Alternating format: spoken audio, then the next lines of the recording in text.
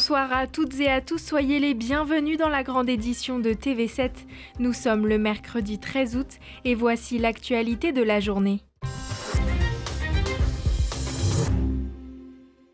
Après 2 jours en vigilance rouge canicule, la Gironde est repassée aujourd'hui en vigilance orange. Les températures restent étouffantes et elles pèsent particulièrement sur les personnes âgées, souvent seules face à la chaleur. Dans ces conditions, le lien avec leurs aidants devient essentiel. Reportage à Bordeaux signé Tristan Lambert. Oui, il y en a une. Oui, voilà, merci. Je remplace les bouteilles. Celle-là, oui. À 87 ans, Christiane souffre particulièrement de ces fortes chaleurs. Très fatiguée. Ouais. Il faut boire beaucoup, comme on me dit. On me téléphone pour me le dire, mais j'arrive à le faire. Voilà. Et puis que je mange très peu. D'ailleurs, j'ai presque pas mangé. Je ne peux pas aller dehors, et puis il fait trop chaud. Puis je ne peux même pas aller dans le jardin toute seule. Des températures qui pèsent sur sa santé fragile. En période de canicule, elle reçoit chaque jour la visite d'une auxiliaire de vie. Le mercredi, c'est Mireille qui l'accompagne et qui lui prodigue ses conseils les plus précieux. Se mouiller un peu les bras, lui tremper le gant pour passer sur le visage. Quand il fait vraiment chaud, on lui donne des conseils de beaucoup boire. Et elle mange en ce moment-là, quelquefois, froid. On ne passe pas l'aspirateur parce qu'il fait chaud. Le repassage aussi parce qu'il fait chaud. Donc on arrête parce que pour nous aussi et pour elle. Parce que du coup, quand on passe l'aspirateur, ça va ventiler la chaleur, c'est pas bien. Comme Mireille, 450 aidants de l'association Aidomi accompagnent près de 1000 bénéficiaires à Bordeaux. Des personnes âgées, souvent isolées, et qui, avec ces fortes chaleurs, profitent d'un précieux coup de pouce. Le département, en période de canicule, nous octroie 1 heure supplémentaire par jour afin d'intervenir chez ces personnes les plus fragiles. Donc, sur simple demande, nous pouvons donc augmenter nos passages afin d'avoir une veille supplémentaire en période de crise. Selon Météo France, la fin de semaine s'annonce aussi chaude, voire plus que son début. Pour le week-end du 15 août, le thermomètre pourrait même grimper jusqu'à 43 degrés à Bordeaux.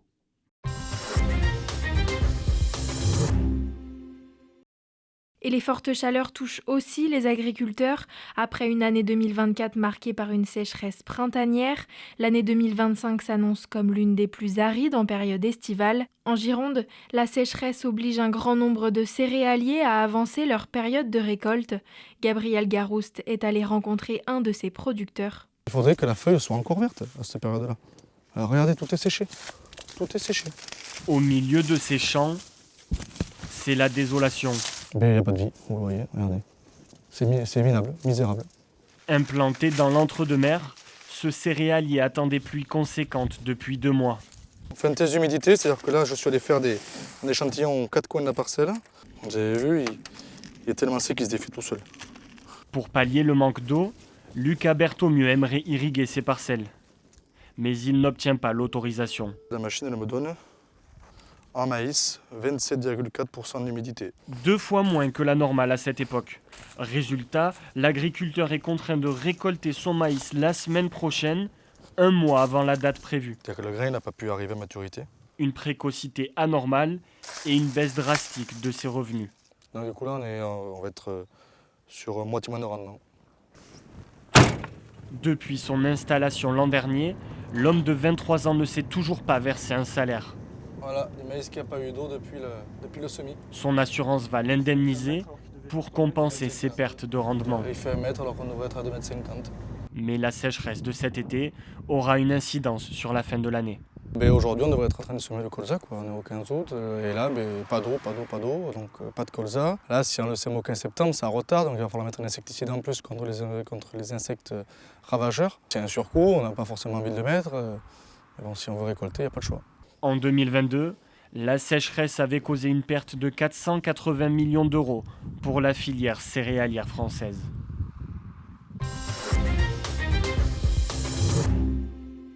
Ce mercredi était classé rouge en raison du risque d'incendie. Cette nuit, les sapeurs-pompiers ont dû faire face à une série de départs de feux de forêt, notamment dans le sud du département de la Gironde. Un incendie s'est d'ailleurs déclaré à Ostens suite à un impact de foudre. 5 hectares de pins ont brûlé, mais l'incendie est désormais fixé et maîtrisé. Les sapeurs-pompiers appellent tout de même à la prudence dans le secteur. Les massifs forestiers sont toujours interdits d'accès jusqu'à 22 h et au regard des conditions météorologiques à venir, venir. La préfecture de la Gironde a décidé de maintenir le département en vigilance rouge jusqu'au lundi 18 août minuit. Les interdictions en vigueur continuent donc de s'appliquer. Dans le reste de l'actualité, cette saisie impressionnante hier à Senon dans l'agglomération bordelaise. 120 bouteilles de protoxyde d'azote dissimulées dans le coffre d'un fourgon ont été découvertes par la police nationale lors d'un contrôle.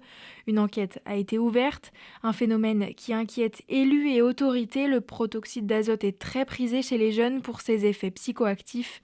Fin juillet, le maire de Libourne avait d'ailleurs pris un arrêté pour interdire la détention et la consommation de protoxyde d'azote sur la voie publique.